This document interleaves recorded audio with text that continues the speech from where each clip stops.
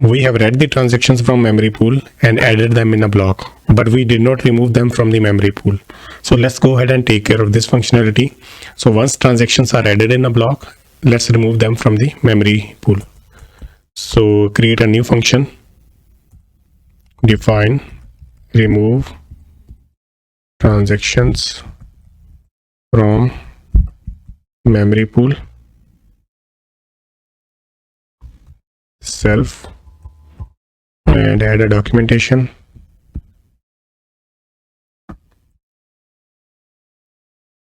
Remove transactions from memory pool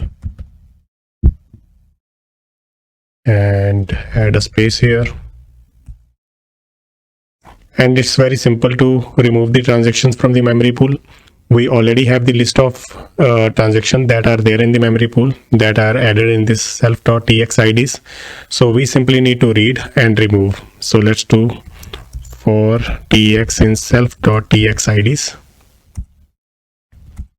If tx, convert it in x because the values in the txids is in byte format.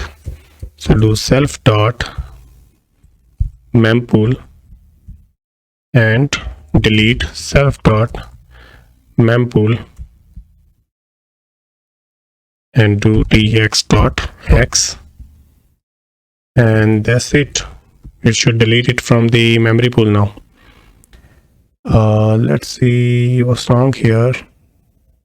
Okay, it's not def but del.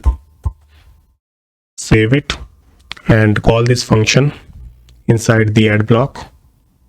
Call it after here, self dot save it, and that's it. We have implemented the functionality to remove the transactions from memory pool.